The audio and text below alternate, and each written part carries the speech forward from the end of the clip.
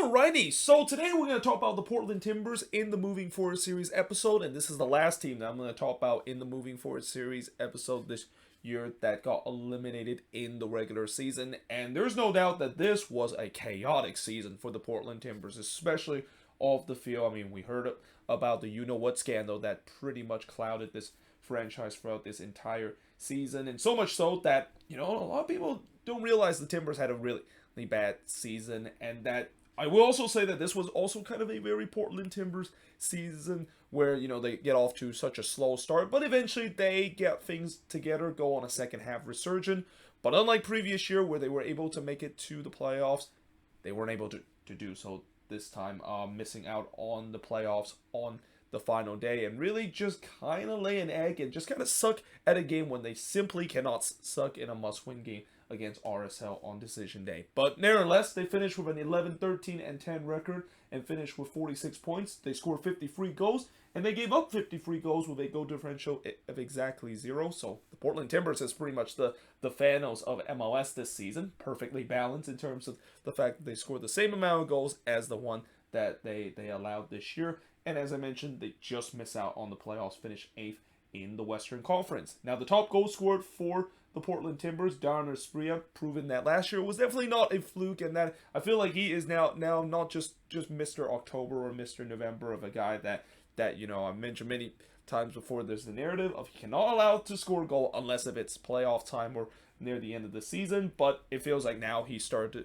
develop to be a player that has just been absolutely lethal in front of goals. 10 goals this season, followed by Nishgoda with 9 goals. Then you got Santiago Marino with 7 goals, Sebastian Blanco with 7 goals, and Bill Tuiluma, for a long time, he was actually their top goal scorer. And, early in the season, the Timbers had problems in terms of scoring goals. And that, he was, for a while, that was their top goal scorer. And, the old saying goes, you have some issue in terms of your attack if your top goal scorer is your defender. And in the case of Tuiluma, which, usually when you see guys that is a top goal scorer as a defender, you would expect, well, they're probably very good in terms of header. That was not the case. Tuiluma is kind of one of those rare cases where you're a defender and you can score some amazing free kick goal, and that's kind of the case we've seen this season, where every time when he steps up into taking a free kick, people are just waiting some magical thing that is going to happen. But in terms of the top assist leader, unsurprisingly, Sebastian Blanco with 7 assists, though for a fact that this was definitely a disappointing number considering the fact that, and in general, Sebastian Blanco, he definitely had a down season. And again, I'll mention in just a bit whether or not if Father Time is started to catching up, and that injury that he suffered just a season and a half ago, I think it's still bothering him, and that he has still not really fully recovered from it. But then you got Santiago Marino with 6 assists, Eric Williamson with 5 assists, Jimmy Chara with 3 assists, and Darnell Spria rounds up the top 5 of the assist leader with 2 assists. So the highlights of the Timbers season, well, I mean, I guess one thing I didn't say in terms of highlights is that at least they won the Cascadia Cup again. I mean, they beat the Seattle Sounders twice this season, winning the Cascadia Cup. But obviously, the biggest highlights of this season has to do with the fact that they finally did the right thing. They finally fired their GM, Gavin Wilkinson. I mean, for a long time, that's been what Timbers fans has been demanding because of that ongoing scandal that's going on. And then, of course, you also have the You Knew campaign that was going on. The pressure was definitely on the front office, and even pressure on owner Mayor Paulson too. The fact that many fans want him to sell the team, many fans want the league to step in, similar to what we seen before in the past, like the Deloy Hansen situation with RSL, where the league forced him to sell the team. Now, of course, unfortunately, that did not happen, and in fact, in the end, the league actually kind of applaud what the Timbers did in terms of how they handled the situation. I mentioned before in the State of the Union kind of recap that Don Gabbard mentioned, he applauded how Mayor Paulson basically handled the situation, even though I know deep down a lot of Timbers fans would completely disagree with that, because the way that they handled this was just not good whatsoever. And, they tried to kind of do damage limitation in terms of the PR part, but again, the fans, they were well spoken. They clearly wants wants some changes in the front office, and especially demanding Gavin Wilkinson to be removed for a very long time. And in the end, the front office finally listened. They decided to fire him amidst the scandal that is going on. And Mary Paulson, I believe he's also stepped down in a more lesser role in the club. I mean, he is still part of this club, but he's not. He basically stepped down in terms of a more well known as the owner of this team. Now, they had their usual second half resurgent run to chase for the playoffs. I mean, we talk about during the month of June to September, the second half of the season. We usually see this Timbers team start to get hot, and they did that. And even down the stretch, too. I mean, as soon as they won that Cascadia derby against the Seattle Sounders, you knew that this team was going to go on a good run. And it's not a big surprise that they racked up 4 straight victory after that win and really got to themselves to a point where I think there wasn't even a discussion of, well, if are they going to make the playoffs, but are they going to get home field advantage?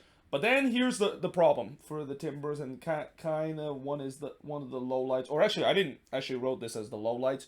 You know, the final couple of games where those were some crucial game that they need to get resort to basically stay above the red line. They weren't able to do so, but obviously the big lowlights of this season is that it's another slow start to this season. I mean, that has to be very frustrating if you're a Timbers fan. The fact that, you know, yes, this team has the ability to do what their hated Cascadia rival, the Seattle Sounders, have always done, which is punt the first part of the season and then go on a hot run heading into the playoffs. But they definitely don't want to see that every time.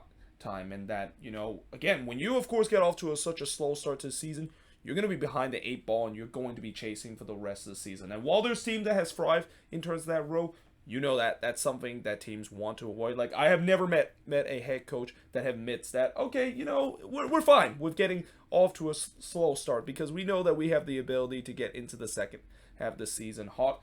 No, I don't think that is the case, and that especially is not the case for Giovanni Savarese. I mean, I'm pretty sure Gio Savarese would not say that, yeah, you know, we're happy the fact that we got off to a slow start because we have seen before we can come back in the second half of the season. The defense is still an issue. So, I mentioned 53 goals allowed this season. That is definitely in the high mark in terms of the most goal allowed, especially in the Western Conference this season. And I would argue the fact that, yes, their defense has kind of improved. They've definitely given less amount of goals compared to last season, where that was definitely a big issue for this team. I think a lot of that has to do with the fact that Ivicic was the reason why they didn't give up as many goals. I mean, I think there was time where Ivicic single-handedly bailed this team out because the backline was giving up goals for fun, and that if it wasn't for him making some big save, I think this team could have given up almost a similar amount of goals. I mean, I feel like this is very similar to the New England situation where, you know, I talk about Georgi Petrovic making some big save and have really established himself as a top goalkeeper in this league. I think that can be said about Ivicic too. I mean, you know, this season there was that big gamble for the Timbers letting go of their longtime experienced goalkeeper Steve Clark and getting their backup goalkeeper Ivicic finally his time to shine, and boy, he has took a full advantage of that. But again, that does not amount in terms of the fact that the defense, they've still giving up way too many goals and giving up way too many big chances for teams to be able to score. And then, of course, the biggest lowlights of the season, besides the whole scandal situation, is that they lay an egg in the most important game of the season on decision day. Like, in that game against RSL, they simply did not show up. And again, that is something that, you know, if you're going to make it to the playoffs, especially when it is crunch time, there's that old saying that you got to show up or else you don't deserve to move on to the playoffs. Well, they didn't show up, and therefore they did not deserve to make it get to the playoffs. And I think that kind of just I mean, in some way I feel like maybe Timbers fan kind of had some conflict interest, the fact that, well, yes, it's going to be very disappointed to see a team that clearly didn't show up when it was pretty much of the season is on the line with that final game against RSL. But there's also some that said that they're happy the fact that this team did not make it because of the ongoing scandal. Again, I know I'm going to be mentioning a lot of that, and I kind of don't want to mention it because I really want to mostly focus on the field situation. But that scandal that they had has just kind of did, and in especially overshadow of what just been a very mediocre and also very disappointing season that this team has had. Now, in terms of the MVP and revelation, it's got to be their goalkeeper, Izias Ivicic. I mean, I could have gone with Diego Chara, and the fact that we know that he is definitely the keystone of this team, and that once again he has shown that even at the age of 36, he still can be considered as the best, if not one of the best, if not the best defensive midfielder in this league. But you got to give props to Ivicic. The fact that I think for Ivicic, when he stepped into this role a couple of times in the previous season, he definitely had some good games, but there was times where he was kind of inconsistent. Well, this year he definitely cut down those inconsistent games. He has had multiple games where he has made some big save to keep this Timbers teams in the game, or even keep them in the lead. And that, yeah, I mean, I think the Timbers, they're very fortunate. The fact that they took a huge gamble, decided to let go of Steve Clark, knowing that he's been a solid goalkeeper for them for the past couple of years, and decided to give a guy that has that potential but hasn't really kind of find that consistent form. And as I said, Ivicic, he just took full advantage of the fact that he has had to wait patiently for a long time to get to be the starting goalkeeper of this team, and he's definitely taking advantage with just some marvelous performance, and even stealing some games for the Portland Timbers this season.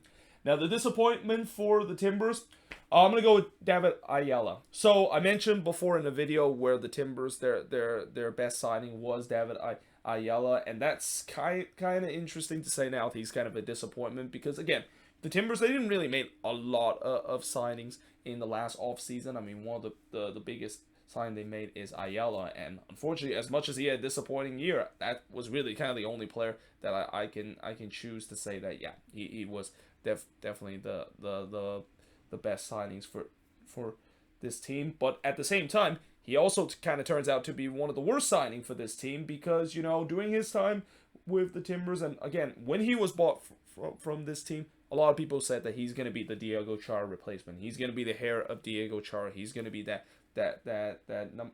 number 6 player that is going to I wouldn't say have almost a similar quality as of what Diego Chara is, because Diego Chara is a generation player. Like, this is a player that will definitely go down as one of the best defensive midfielder in league history, and it's always going to be tough for Ayala to fill in that shoe. But what many Timbers fans were not expecting is the fact that he completely flopped. Like, during the time when Ayala was in this team was giving up goals at will. He looked nothing like the player that they thought could be the Diego Chara replacement. I mean, I would say that in some way it's the opposite too, because of how he has performed, and that now there's that big question of the fact that, well, is he going to give another shot? And again, also the other thing that I will give David Ayala a benefit of the doubt is the fact that, when you of course are coming into a new league and coming into a new country, it's going to take time for players to settle, and maybe that's kind of the case for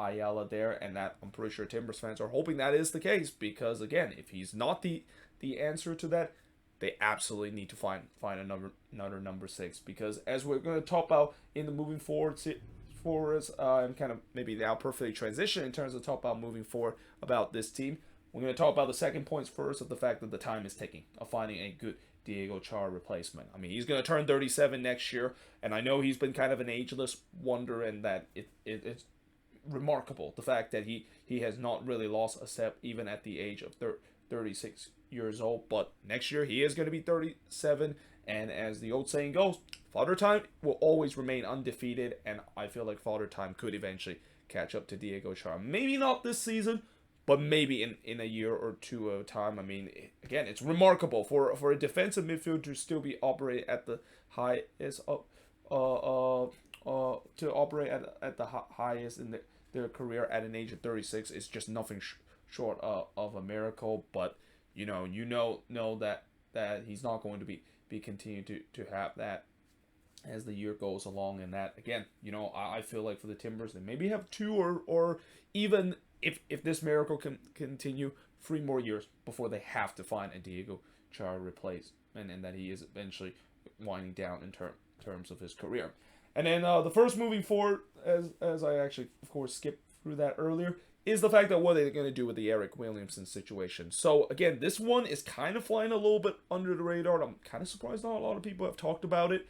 But there's definitely a situation between Williamson and Giovanni Savarese, and that, from what I heard, it seems like they definitely clash with each other, and that they definitely did not see eye to eye with each other. And there was definitely multiple sources that Williamson was going to be sold, though, you know, the Timbers have also countered by saying that, yeah, those rumors are completely false, and we're planning to keep Williamson. Now, that being said, we'll see whether or not if that situation is going to be resolved. I mean, you know, it's a damning fact that he, when he was not in the starting 11 in that game between RSL on decision day, that you knew something was going on, because he wasn't injured. He's been a regular starter for this team throughout the season, but something must have gone down, is the reason why he didn't include it in the starting 11. And again, we have heard that there are sources saying that he's having some problem with Giovanni Savarese, and that it's all, and he even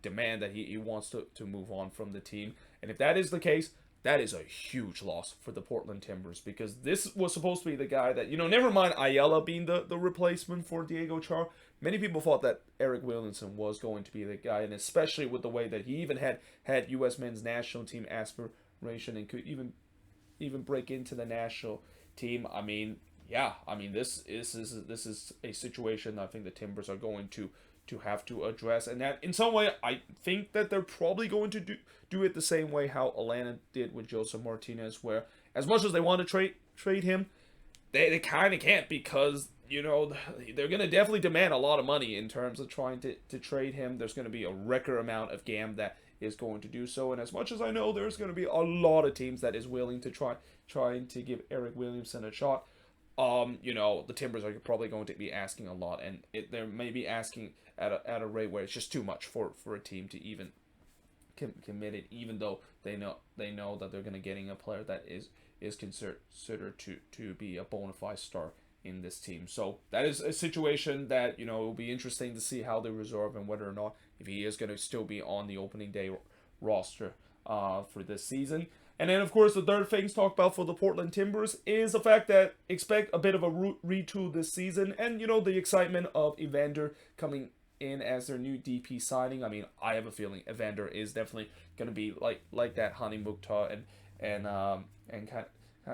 Lucas Zarian type of player, and is going to definitely have a chance to become one of the best number 10 in this league. Or I would even say that he could definitely be the Diego Valeri kind of replacement that they've been looking for ever since Valeri retired from actually he didn't retire. He actually decided to move back to Argentina, but it's pretty much the same thing. They ever since he left the team, that's been a hole that they've been trying to figure out, and, you know, they thought that Blanco was the answer, but now Blanco has started to show his age too. So yeah, the new DP signing of Evander is going to be interesting, and not to mention, you know, I feel like the Timbers have been in a retool situation for the past couple of seasons. They've started to phase out some of their main core players that they had during those great season that started back in 2015 all the way to now. But they're also getting some guys that could potentially form a future core for this team to still do relatively well.